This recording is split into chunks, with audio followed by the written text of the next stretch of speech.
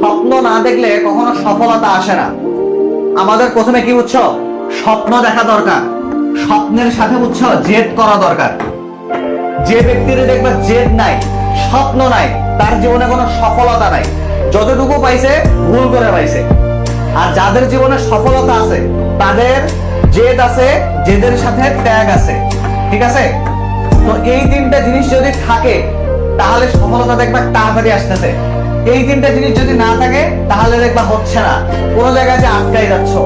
স্বপ্ন দেখো, স্বপ্নটা সত্যি করার জন্য জেদ করো, ত্যাগ করো। কি ত্যাগ করবো ভাইয়া? আরাম ত্যাগ করো। ঠিক আছে? আরাম ত্যাগ করো। আরামের বিছানা থেকে ওঠো, আরামের বিছানা থেকে উঠে কাঠের চেয়ারে পড়তে বসো ভাই। হিসাব দেখবা একদিন ঠিকই সাকসেস আসবো। 4 ঘন্টা পড়তেছো, 6 ঘন্টা, 10 ঘন্টা, 15 ঘন্টা পড়ো, সফলতা আসবেই। আসবে না একদম ভুয়া কথা ভাই। এই জন্য বারবার বলতেছে সার্কেলটা মেনটেন করো, স্বপ্ন দেখো, তা পূরণ করার জন্য জেদ করো, জেদ ধরার পেছনে কি ত্যাগ রাখো। এত কিছু ত্যাগ করতেছি, একটা জেদ আছে স্বপ্নটা পূরণ করব। আর এই ত্যাগ কি করবা?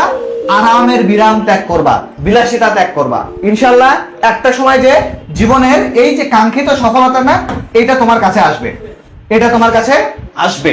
এটা হচ্ছে একদম ধ্রুব সত্য কথা। মিলাই নিবা, একদম মিলাই নিবা।